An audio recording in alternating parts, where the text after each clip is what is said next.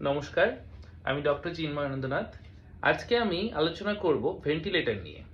তো ভেন্টিলেটর নিয়ে মানুষের মনে নানা রকমের প্রশ্ন রয়েছে বা নানা রকমের ভীতি রয়েছে যে আমার পেশেন্ট ভেন্টিলেশনে গেল বা আমি ভেন্টিলেশনে গেলে কি আমি আর ফিরে আসতে পারবো, নাকি ভেন্টিলেশনই মানে জীবনের শেষ অবস্থা। বা আরও একটা প্রশ্ন বা আরও একটা জিনিস মানুষের মনের মধ্যে ঘোরাঘুরি করে, সেটা হচ্ছে ভেন্টিলেটর দিয়ে মৃত মানুষকে কিছুদিন পর্যন্ত আইসিইউতে রেখে দেওয়া যায়। তো এবং সেই আইসিইউতে রেখে দিলে সেই মানুষের মধ্যে পচন ধরে না। তো এই সমস্ত জিনিসপত্র নিয়েই আজকে আমি আলোচনা করব। তো এইগুলো প্রশ্নের উত্তর পেতে গেলে প্রথমে জানতে হবে যে আমাদের লাংস কি কাজ করে। আমরা সবাই জানি আমাদের সবার মধ্যে দুটো লাংস রয়েছে বা ফুসফুস রয়েছে, যার মেইন কাজ হচ্ছে বাইরের বাতাস থেকে অক্সিজেনটাকে বডিতে ঢোকানো এবং সেই অক্সিজেনটাকে নিয়ে বডির মধ্যে থেকে যে কার্বন ডাই অক্সাইড আসছে সেটাকে আবার বাইরের পরিবেশে ফিরিয়ে দেওয়া। এবং এইভাবেই কিন্তু আমাদের প্রত্যেকটা সেল এবং প্রত্যেকটা অর্গান অক্সিজেন পেয়ে থাকে। লাংসের মাধ্যমে হার্টে যাচ্ছে অক্সিজেন এবং সেখান থেকে এই অক্সিজেনেটেড যে ব্লাড রয়েছে সেটা সারা বডিতে আমাদের ছড়িয়ে যাচ্ছে।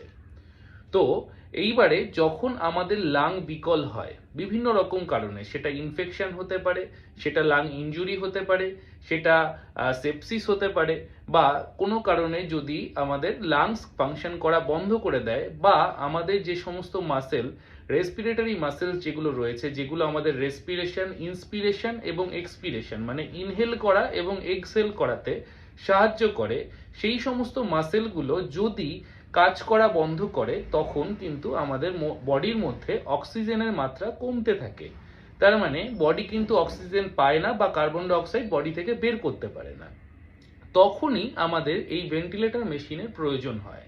ভেন্টিলেশন মেশিনের মেইন কাজটা হচ্ছে যখন আমাদের বডি বা লাংস ঠিকঠাক পর্যাপ্ত পরিমাণে অক্সিজেন নিতে পারছে না বা ঠিকঠাক পরিমাণে কার্বন ডাই অক্সাইড বডি থেকে বার করতে পারছে না, তখন এই মেশিনটা হচ্ছে অক্সিজেন বাইরে থেকে নিয়ে, মানে অক্সিজেন যে প্ল্যান্ট থাকে হসপিটালে বা অক্সিজেনের যে লাইন থাকে হসপিটালে, সেই অক্সিজেন লাইন থেকে অক্সিজেনটাকে সংগ্রহ করে সেই অক্সিজেনটা আমাদের লাংস অবধি পৌঁছে দেয় এবং আমাদের লাংসটাকে ফোলাতেও সাহায্য করে। তো আমরা যেটা রেসপিরেটরি মাসেল বা লাংস আমাদের যে কাজটা করছিল ইনহেল করার সময়, সেই কাজটা কিন্তু ভেন্টিলেটর মেশিন করছে। এবং যখন আমরা এক্সহেল করি বা রেসপিরেটরি মাসেল যখন এক্সহেল করায়, সেই কাজটাও কিন্তু ভেন্টিলেটর মেশিন করছে পিরিয়ডিক্যালি। মানে অক্সিজেনটাকে ভেতরে ঢোকাচ্ছে এবং কার্বন ডাই অক্সাইডটাকে লাংস থেকে বের করে বাইরের পরিবেশে ছেড়ে দিচ্ছে। তার মানে আমরা যখন এই কাজটা নিজের থেকে করতে পারছি না, তখন ভেন্টিলেটর মেশিনের মাধ্যমে কিন্তু আমরা এই কাজটা করছি। এবং এই কাজটা করার মাধ্যমে কিন্তু টেম্পোরারিলি আমাদের বডিটা অক্সিজেনেটেড হয় এবং অক্সিজেনেশনের মাধ্যমে কিন্তু বডির অন্যান্য অঙ্গ প্রত্যঙ্গগুলো ঠিকঠাকভাবে কাজ করে। এবার মূলত যেটা হচ্ছে কি মানুষের মনে প্রশ্ন আসে, সেটা হচ্ছে ভেন্টিলেটর দিয়ে মৃত মানুষকে বাঁচিয়ে রাখা সম্ভব কিনা। উত্তর হচ্ছে না। কারণ আমাদের বডিতে আমি এতক্ষণ যে আলোচনা করছিলাম সেটা হচ্ছে লাংসকে আমি সাপোর্ট দিচ্ছি ভেন্টিলেটর দিয়ে, কিন্তু ভেন্টিলেশন মেশিনের মাধ্যমে কিন্তু আমরা হার্টকে সাপোর্ট দিতে পারি না। সুতরাং যদি আমাদের লাংস অ্যাক্টিভ থাকে কিন্তু হার্ট যদি ততক্ষণে হৃদস্পন্দন বন্ধ হয়ে যায়, যে বা মানুষ যদি মারা যায়, সেই অবস্থায় কিন্তু লাংসে আমি যতই অক্সিজেন পৌঁছাই না কেন, সেটা কিন্তু পুরো বডিতে সার্কুলেশনের কেউ থাকবে না। সুতরাং যদি একটা মানুষ মারা যায় বা তার হার্ট যদি বন্ধ হয়ে যায়, তাকে আমি যতই ভেন্টিলেশন করি না কেন, সেই ভেন্টিলেশন কিন্তু শুধুমাত্র লাংস অব্দি সীমাবদ্ধ থাকবে। সুতরাং এই যে ব্যাপারটা যে মৃত মানুষকে ভেন্টিলেশন দেওয়া যায়, এই ব্যাপারটা কিন্তু পুরোটাই ভ্রান্ত ধারণা। কারণ হার্ট যতক্ষণ অ্যাক্টিভ আছে ততক্ষণ পর্যন্ত এই ভেন্টিলেশন মেশিন প্র্যাকটিক্যাল বা ভেন্টিলেশন মেশিন কাজ করবে। যেই মুহূর্তে আমাদের হার্ট বন্ধ হয়ে যাবে বা হার্ট কাজ করবে না, সেই মুহূর্তে কিন্তু আমাদের ভেন্টিলেশন মেশিন চালিয়েও আমাদের খুব একটা বডিকে বাঁচিয়ে রাখা সম্ভব নয়। এছাড়া ভেন্টিলেশন মেশিনে যাওয়া মানেই বা ভেন্টিলেশনে যাওয়া মানেই কিন্তু সবকিছু শেষ হয়ে যাওয়া নয়।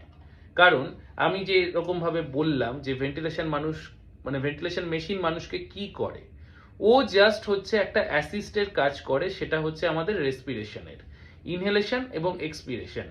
এই দুটো জিনিসকে ও জাস্ট মনিটরিং করে এবং বডির মধ্যে অক্সিজেন এবং কার্বন ডাইঅক্সাইডের ব্যালেন্সটাকে ঠিক রাখার চেষ্টা করে, এবং তার ফলে বডিতে যে ব্লাডের পিএইচ লেভেল সেটাকেও ঠিক রাখার চেষ্টা করে।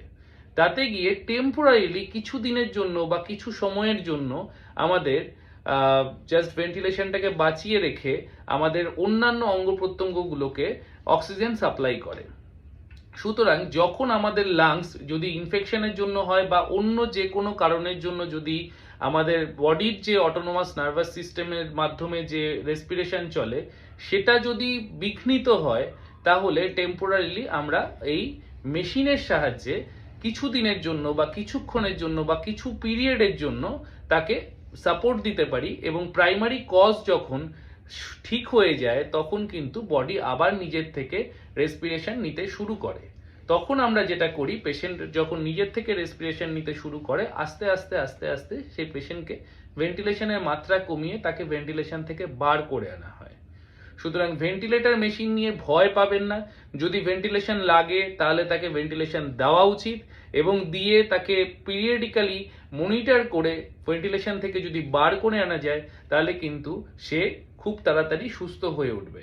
কিন্তু অনেকে ভেন্টিলেশনের ভীতির কারণে ভেন্টিলেটর দিতে চায় না, কিন্তু যদি ভেন্টিলেশন আমরা না দিই তাহলে কিন্তু অনেক সময়ই লাইফ রিস্ক হয়ে যেতে পারে। সুতরাং ভয় পাবেন না, ভেন্টিলেশন লাগলে সেটাকে একসেপ্ট করুন এবং সেই ভেন্টিলেশনের মাধ্যমে পেশেন্টকে যত তাড়াতাড়ি সম্ভব সুস্থ করে তুলুন। নমস্কার, আশা করি ভিডিওটা ভালো লেগেছে। যদি ভালো লাগে বা ভেন্টিলেটর সম্পর্কে যদি আপনাদের আরও কিছু জিজ্ঞাসা থাকে আমাকে মেসেজ করতে পারেন, আর যদি আমাকে দেখাতে চান তাহলে আমার বুকিং নাম্বারে যোগাযোগ করে আমাকে দেখাতে পারেন। ধন্যবাদ।